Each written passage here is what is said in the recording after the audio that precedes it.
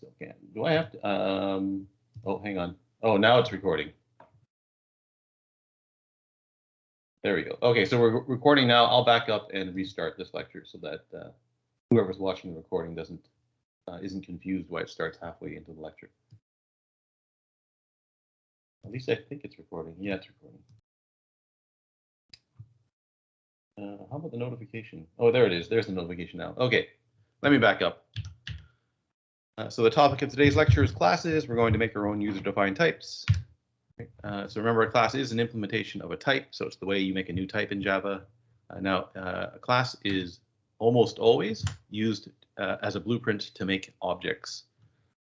Now, okay, so here's where we are when I left off. Now, why objects? Every object gets its own copy of all the non-static fields. So you're going to see that when you make a class, the class is going to have some variables in it. Those variables are called fields. If you didn't have objects, so if you only had classes, okay, then basically you would have a class that would have some variables, and you'd every time you make or every time you use the class, you're always reusing the same variables, right? So what that doesn't let you do is it doesn't let you make two different strings, for example, right? So if we only had the string class and we didn't have objects, right? The string class has inside of it an array of some kind to store the sequence of letters in a string. Without objects, you would only ever be able to store a single string at a time, right? Because you've only got the one array. So the idea is if you can make instances of a class, right? So in other words, if you can basically make a copy of the class, right? Then, so if I had two copies of a string class, right? Then I can make two different strings, right? And that's what objects are. So objects are basically clones of a class, and we call those clones instances or objects. So every object gets to have its own state, which is very handy. Right? Now I can have as many strings as I want, and they all represent a different string. So in Java, the state of an object is the set of current values of all of its non-static fields. So what that means is, so the state of an object, you just look at the fields of the object or its variables, right? Whatever those values happen to be, that defines that is what we call the state of an object, right? So two different objects can have two different states, right? You can have one string, that's the string hello. You can have a second string, that's the string goodbye, for example. Am I doing something here? Okay, so here I'm using this point2 class. So this is the class that we're going to implement today. Now, point2 object is just it just represents a two-dimensional point. Right? So as engineers, you've all taken physics and calculus, so you know that a two-dimensional point, it's just you can think of it as just a vector. Right? So it's got an x coordinate and a y coordinate. Now this is what the memory diagram looks like if you make three different points. Okay, so let's go through this one step at a time. So notice that there's a very small amount of code here, but it generates a lot of stuff in memory. And that's actually the case in Java. So Java, the programming language, actually hides a lot of details from the programmer. But it turns out it's useful to understand. It's useful to have some understanding of what's happening under the hood when you're learning the language. Okay, so here I've got three different points, right? I've got a reference to a point called P. I've got another one called Q. I've got another one R, right? They all refer to new point2 objects. Right, there's one with the coordinates 1, 2, there's one with the coordinates -3, 8, and there's the third one with the coordinates 5 and 13. So wherever this is running, I'm just going to call that the client. All right, so somewhere in memory, this code is running. It's just labeled client, right? So this is line 65. This is memory address 65, 66, and 67, or something like that. Right? Okay, when you do new point2, so the first thing that happens, point2 P, so somewhere in memory, this variable P gets created, right? On the right-hand side, we've got new point2. So new creates a new object somewhere in memory. Now, in this case, that object's created over here. Okay. Now, how do you create this object? Right. So the one way to think about it is the first time you use the point2 class, that class gets loaded into memory. Okay. So as soon as I write point2p the first time, the compiler says, oh, or I guess the Java virtual machine has to load the class into memory. Right. This is what happens when you run the program. Right. So in memory, the class appears somewhere. It doesn't matter where. Right? Again, it can show up anywhere, as long as it doesn't overwrite some other variables. Right. So there's our point2 class. Now, I haven't told you what's in the point2 class, but you can see from the memory diagram that it's got a field x and a field y. Right. So part of the point2 class are these two variables x and y, and these are the fields of the class. So the variables that belong, or the variables that are declared inside the class. Right. And you'll see exactly how we do that momentarily. To make an object, we take whatever's sitting in memory here and we just copy it and plunk it down here. Right. So our point2 object also has its own x and y coordinate. Right. So it's got its own field x, it's got its own field y. That x is different than that x, right? Because it lives somewhere else in memory. Right. So at line 601 is the variable x. Right. This variable x belongs to the point2 object sitting here, and it's different than that x right there. Now, so that new is the thing that copies the class and creates the new object. The constructor, that's the thing that fills in the values of the fields. Right. So when we say point212, we mean make me a point2 object whose x coordinate is 1, whose y coordinate is 2. And from the memory diagram, you can tell that x and y must be primitive types. Why? Because I'm actually storing the value 1 here, and I'm actually storing the value 2 here. That's how you make, that's what happens when you create a new object in Java. So next line, q equals new point2 minus 3, 8. So, oh, wait, sorry. After the object is constructed, right, or its state initialized, new returns, right? What does new return? It returns that number right there, right? So it returns the address of the created point2 object.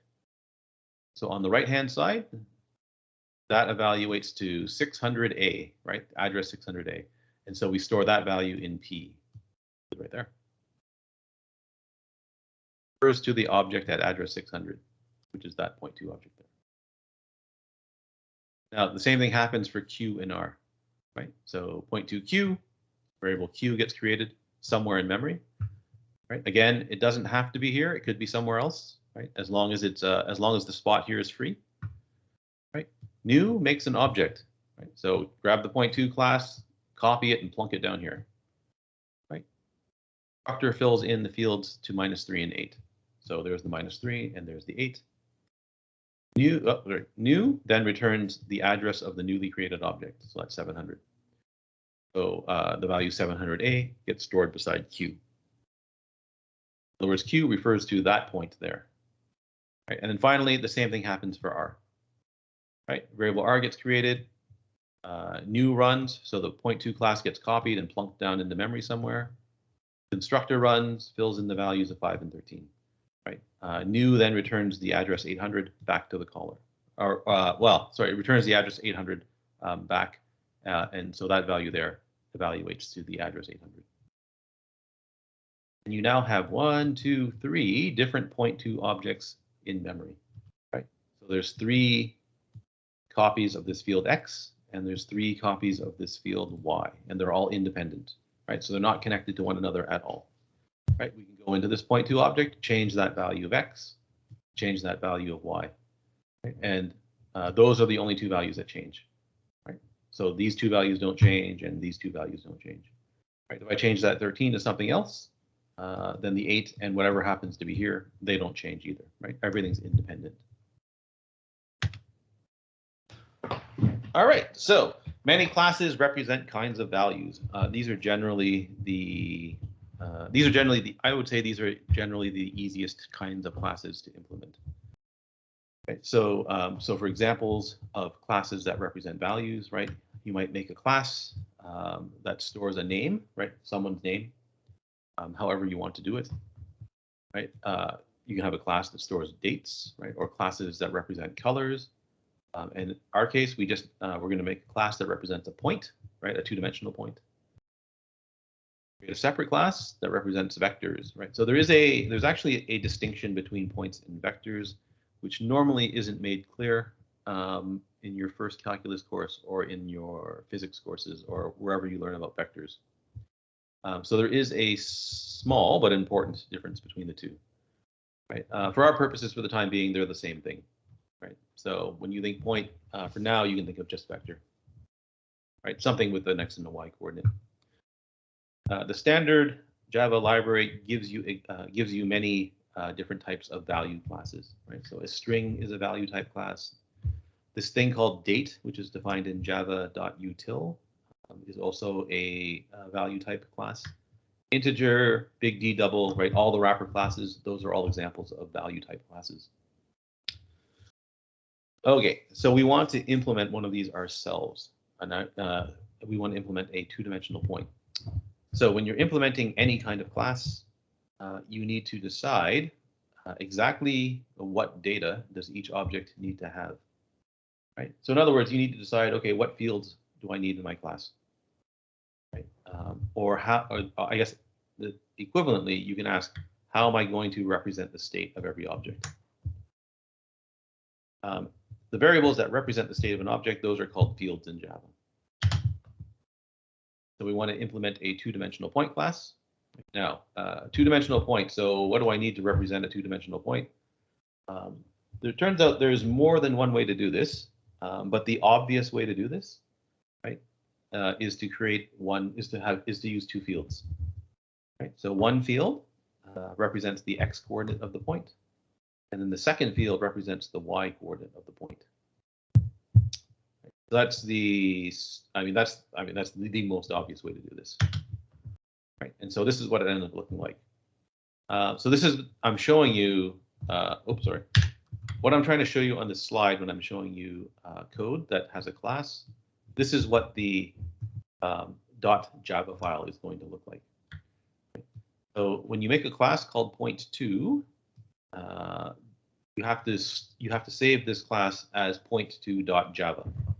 Right? So the compiler is expecting your source code files to have the extension .java, right? The name has to match exactly, right? So in other words, this has to be saved as capital P OINT2.java, right? So the name of the class has to match the file name of the class. If you want to, right, you can put your class in a package. So everything in this course is organized under the CA Queens U CS. In this case, it's CISC 124 because I didn't have time to make a separate CMPE 212 copy of the source code. There's a lot of source code if you've looked at it, so it takes a long time to update it. So everything's in that package there. And the point2 class that we're looking at right now happens to be in Notes Basics Geometry. So this is just the way I've decided to organize the source code.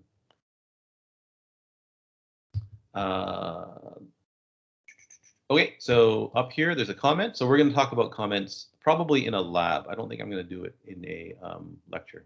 I might do it in a lecture, but I'm probably going to do it in a lab so that you can see how to actually write and generate your own documentation. When you make a class, you have to declare the class.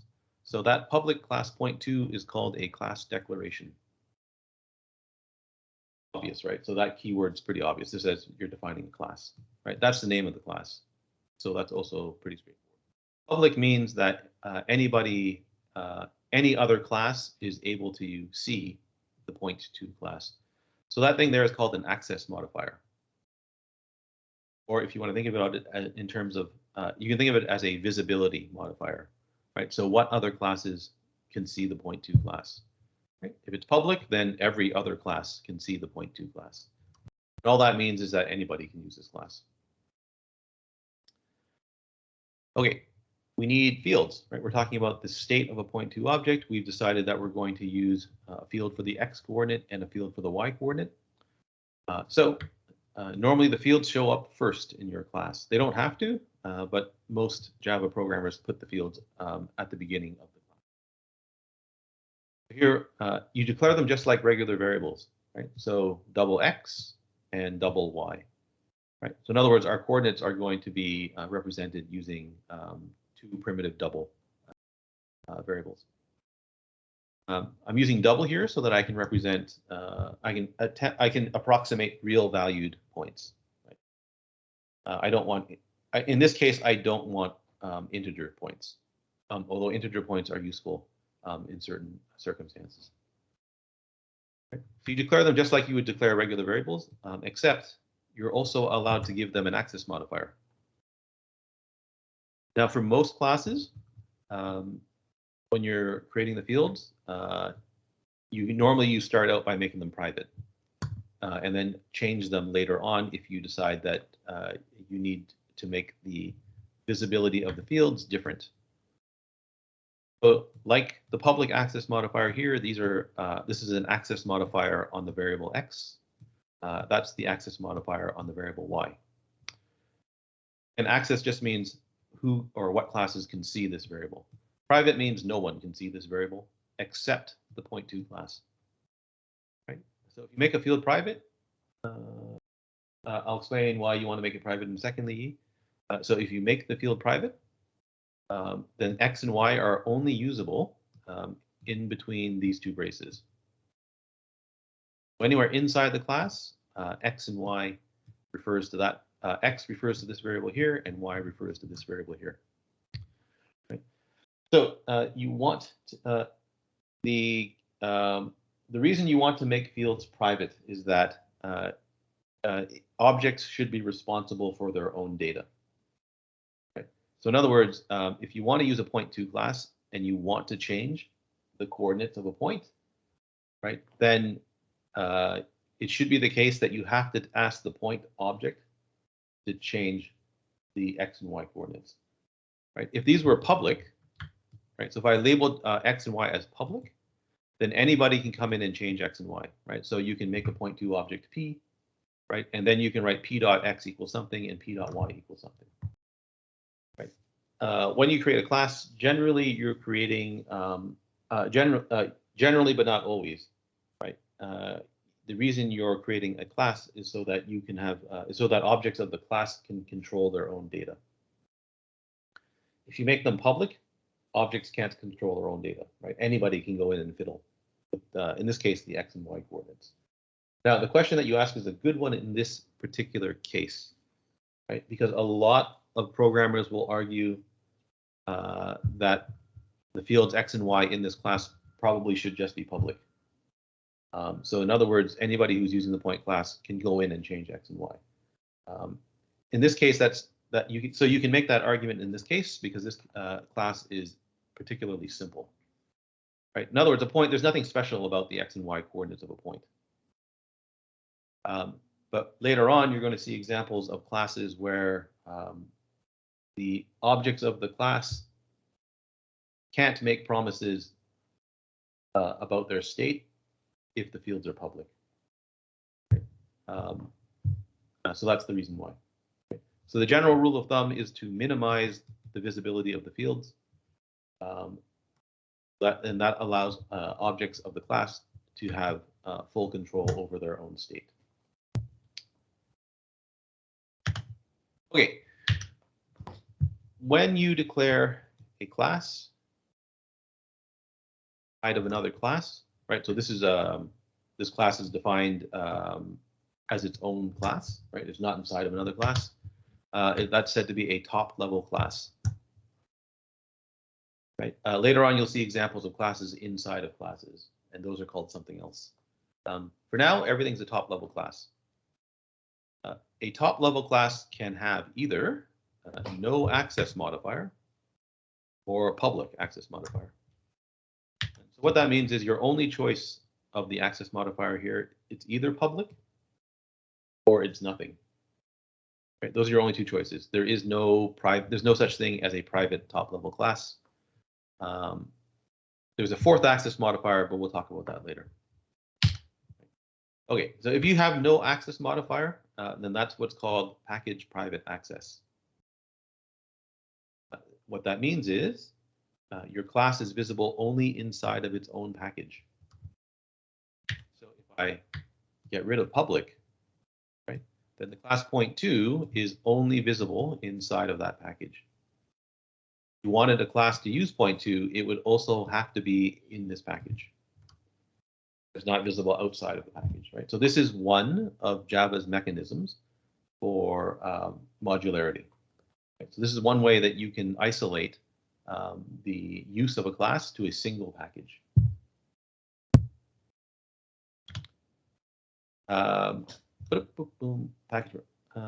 Normally, so when you create a class and it has package private access, then normally that class is being used by other public classes in the package, right? So that would be the purpose of a package private class. So it's not meant to be used outside the package. It's meant to be used internally to the package, and that means it's because other classes that are other public classes in that package are using the package private class for something, right? But you don't want to make that package private class visible to everybody. You will see examples of that later on in the course, right? For now, everything's public because we're making classes for everybody to, for the time being, we're making classes that everybody should be able to use. So for your fields, there's actually 4 different access modifiers that you can choose from. Normally, you should make them private. Private means that the field is visible only to the class that the field is in. Right? So our fields X and Y, they're only visible inside the point2 class. If you give it no access modifier, then that's package private. So that means the same thing as a package private class, right? So it means that the field is only visible to classes inside the same package. And of course, it's visible to its own class. So as you go down this list, the access of the field becomes greater and greater and greater.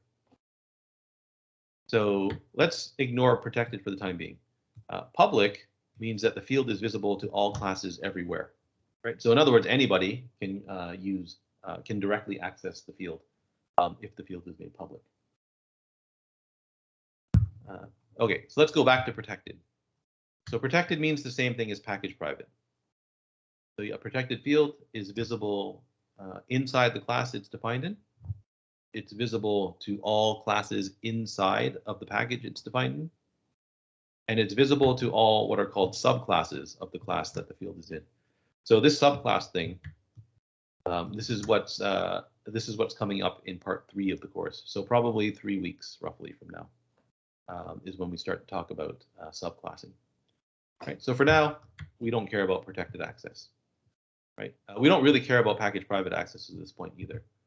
So for the time being, we only care about private and public. Right. So private means visible inside the class it's defined in. Public means visible everywhere. So the safe rule of thumb, fields should usually be private. Right? So when you're creating a class, when you start out implementing a class, just make everything private, and then adjust the visibility after later on when you decide that it needs greater access, greater visibility. Now, some classes represent constants that are useful to everyone. Right. So, for example, java.lang.math. Right. That's your class that defines a bunch of methods for mathematical operations. Right. It defines a public constant called pi, big pi, which is the closest double value to the mathematical value of pi. Right. It also defines a big a field called big E, right, which is Euler's number, so 2.71 blah blah blah blah blah blah. Right. So if you have constants that you want everybody to be everyone else to use, then go ahead and make them public. Otherwise, you should make them private. protected fields appear in part 3 of the course notes, and you'll also see why you might want a package private field in part 3, probably part 4 actually of the notes, right? Probably part 4. Okay, so actually it looks like we're going to implement a few different classes here, and I guess this is a good exercise because you want to. It's a little tricky when you first start programming an object, when you first start using an object-oriented programming language, because you have to wrap your head around the idea of creating objects. Right. So one of the best ways to do this is to implement lots and lots and lots of really simple classes, and then make more complicated classes later on.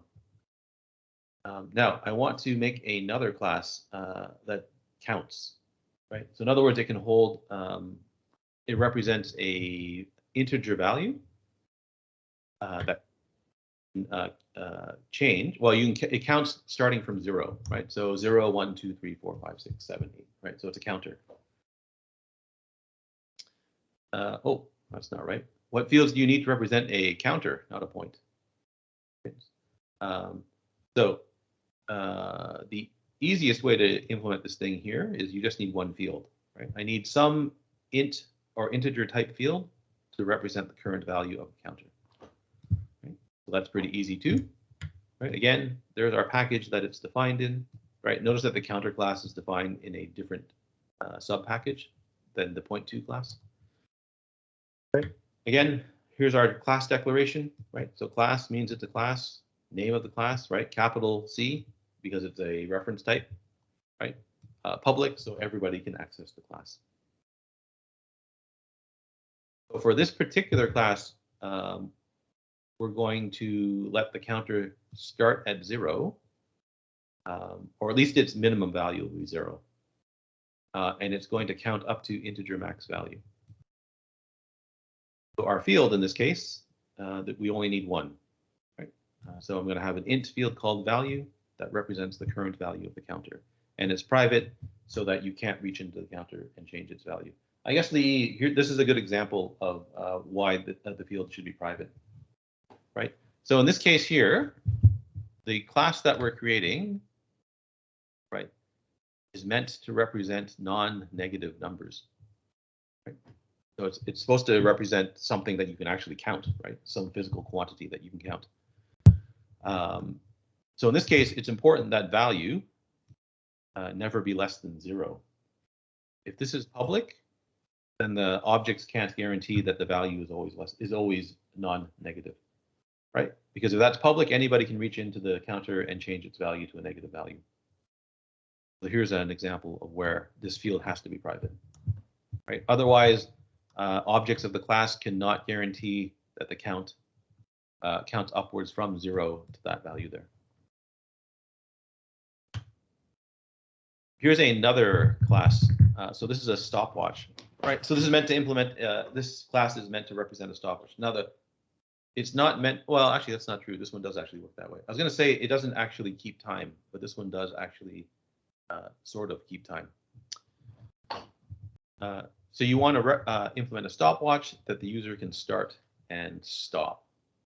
So when you start the stopwatch starts keeping track of how much time has elapsed, right? When you press the stop button, the stopwatch tells you how much time has elapsed between starting and stopping the watch. Okay, now what fields do you need to, sorry, stopwatch. What fields do you need to represent a stopwatch? So this one's actually a little harder to do. Actually, this one's quite a bit harder to do. Because you don't know enough about the Java language to know how to ask for the time. So before you can answer that question, you need to do a little research, right? So question mark, question mark, question. Okay, so there's a method called nanotime in the system class. The system class is the same class that you use to print something out, right? System.out.println. System also has another method called nanotime, which gives you the most precise available system time in nanoseconds relative to some fixed but arbitrary time, right? So in other words, it's trying to this relative to some fixed but arbitrary time is trying to tell you that the method doesn't represent an absolute time, right? So there's no way to convert the method from nanotime to the current time, right? So there's no way I can get the return value of nanotime and convert it to 903, for example, right? Which is the current time right now.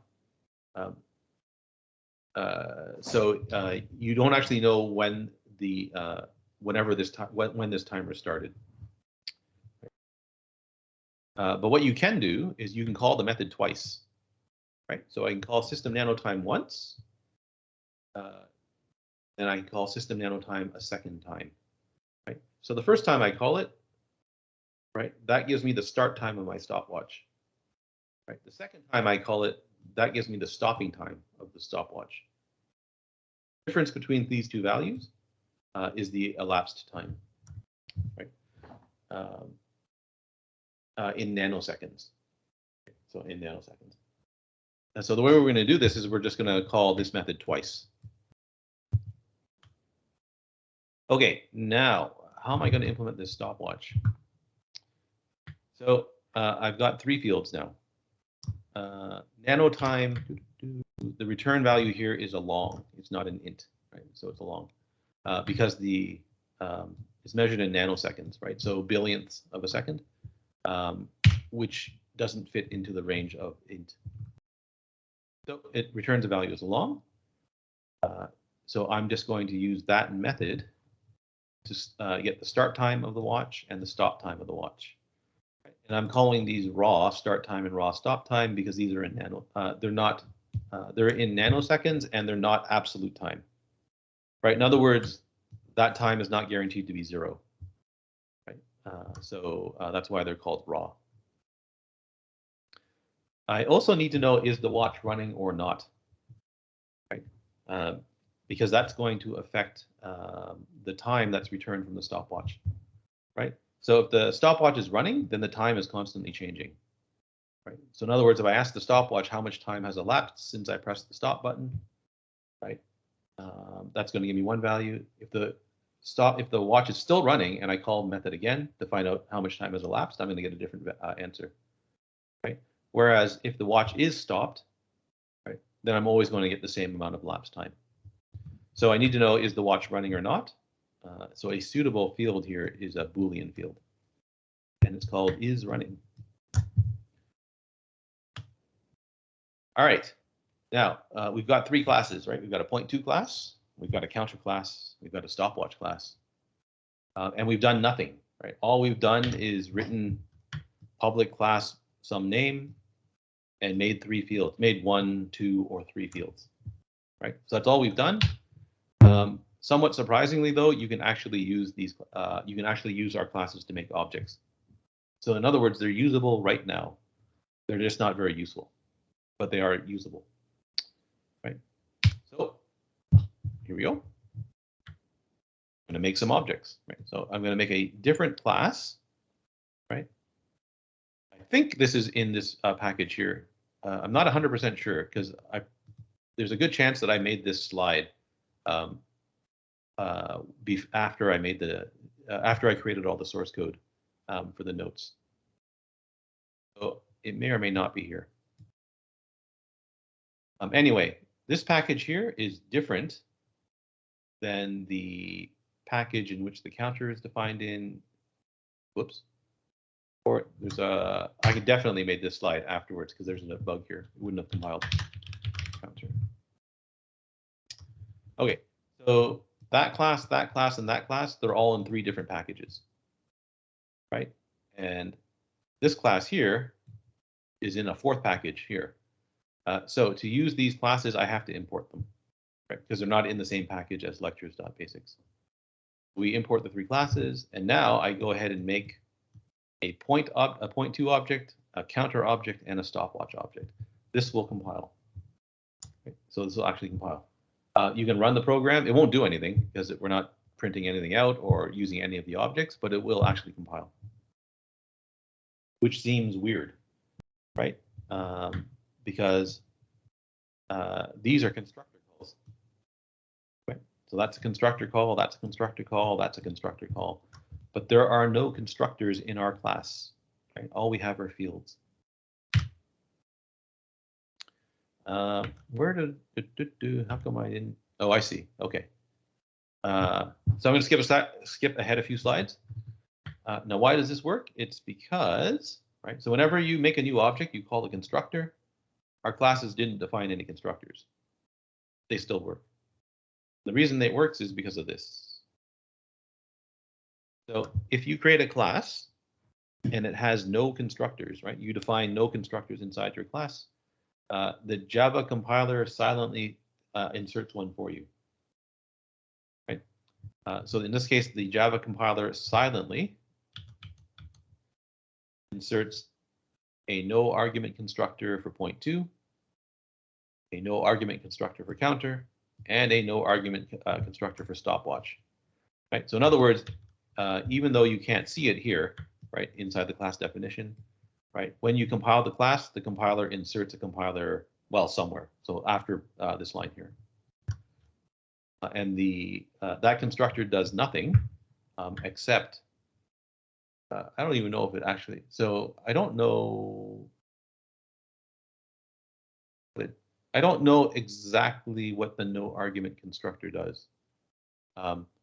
So what happens is if you run the code and if you run this code here, and if you were able to look at the fields inside each of these classes, you would find that for the stopwatch class, this value is 0, this value is 0, and this value is false. So if you have primitive types here, they end up getting default values. So the default value for any numeric type is 0. Right? So it doesn't matter what this type is. If it's a numeric type, that's 0, that's 0. If it's Boolean, the default value is false. And I don't know if it's the no argument constructor. The compiler created no argument constructor that sets those values or not. But anyway, you end up with a constructor, right? Which is why this code here works. Okay. Now, when you create a value type class, you almost certainly want to add constructors. So you want to let someone make a point 2 object that has a specified x and y coordinate. Right? You might want someone to make a counter object that has a specified starting value. Right? So instead of starting from 0, you might want it to start from 100.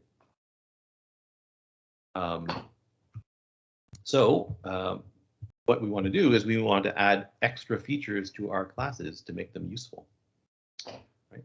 So I want to add methods that use the fields of stopwatch to perform some sort of computation. Okay? So in other words, what do I want to use a stopwatch for? Well, I want to know how much time has elapsed since it started. Right? How do I get that information? I call some sort of method on the stopwatch object. Right? How does the stopwatch object compute the elapsed time? Well, it looks at its fields. Right? It does some calculation using the fields of the stopwatch. If I'm using the point 2 class for something, then I probably want to make a point 2 object with certain whose coordinates have some value, some certain value, some specified value. Sorry. Right? So I can do that by adding constructors that set the values of the fields of a point 2 object when it's created.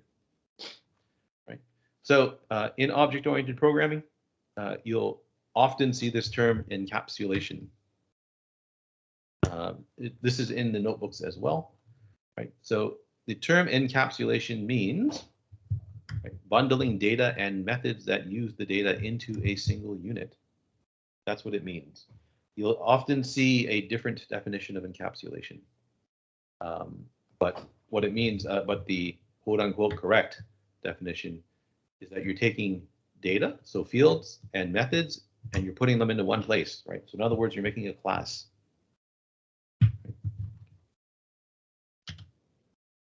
It's called encapsulation because so the word encapsulation, I guess it sort of comes from the word capsule, right? So you know that a medicine capsule, there's basically the medicine is inside some sort of digestible shell, right?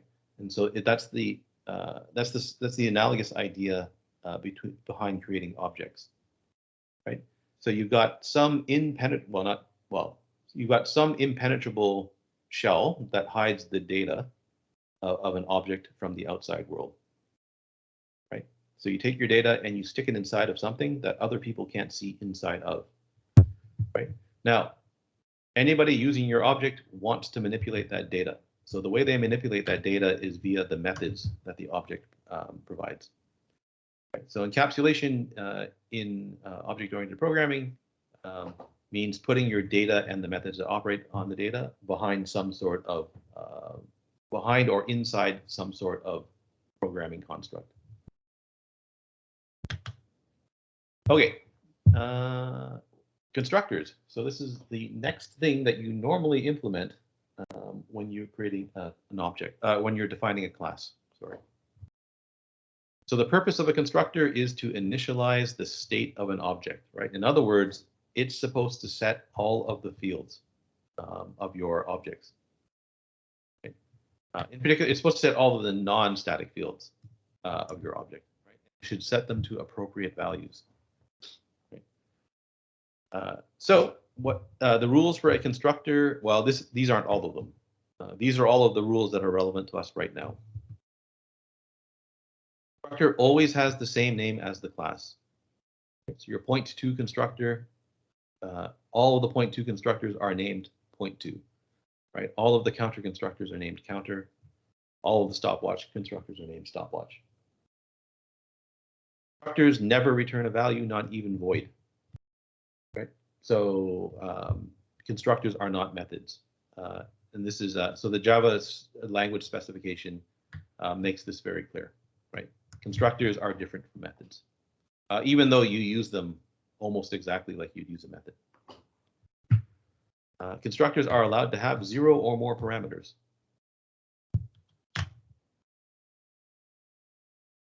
So we did this slide already. Right? If you create a class and it has no constructors, the compiler makes one for you. Okay. And in particular, it makes the no argument constructor. Right? So the no argument constructor is the constructor that has no parameters.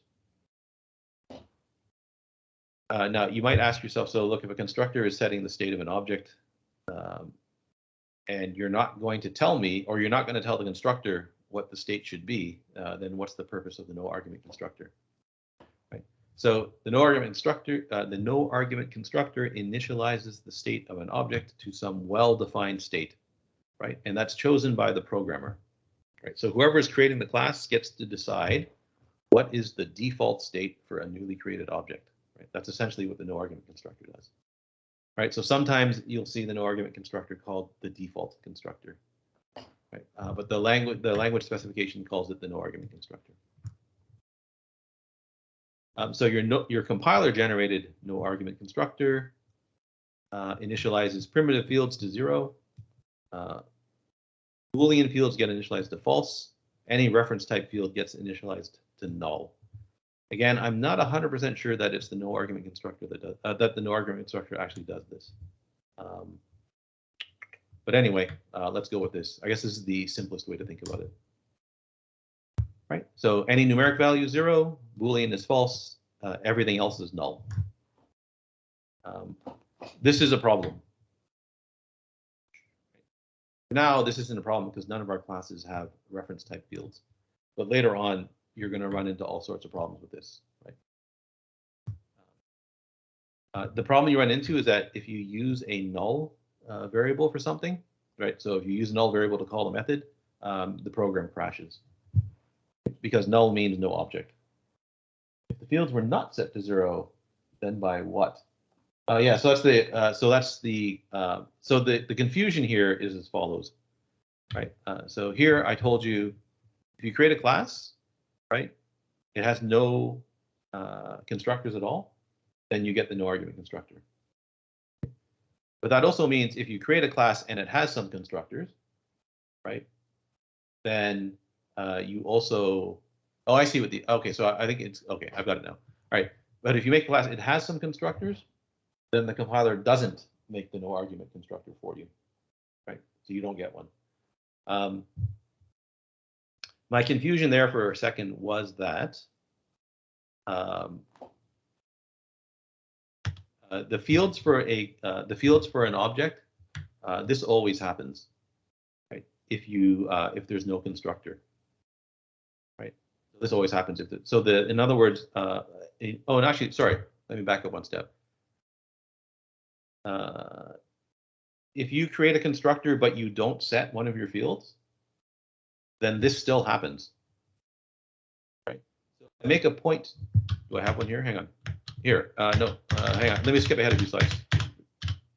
Oh, I have to skip ahead many slides. Oh, actually, I have to skip ahead more than many slides because I don't have a constructor here. Sorry. Sorry, this was very confusing. Okay, so if you create a constructor and it doesn't set one of the fields, all of this stuff happens anyway. So it's not necessarily the no argument constructor that does this, which was my confusion, which I'm still confused about. I still don't know whether or not it's the no argument, whether or not the no argument constructor actually explicitly does this, or if it just happens. No, the base object class can't do it, right? Because so the way it works in Java is the object class doesn't know about any of its subclasses, so the object class can't actually do it. So yeah, but anyway, I mean, it's not. It's a subtle point that's not actually super important for our purposes right now. The important part right now is that you understand that the no argument constructor is the thing that you use. Is the constructor that's used to set the default state of an object. Right. This happens to be what happens with the compiler generated constructor. All right, so it's 20 after the hour. I guess I have to stop there. Anybody have any questions about the basics of creating a class? A lot of this material is inside of the notebooks. So if you want to read about this, you can read all about this in the notebook. All right. I guess that's all I have for today. And I guess I will see you tomorrow, right? Yeah, so tomorrow at 10:30. Not yet, 10:30.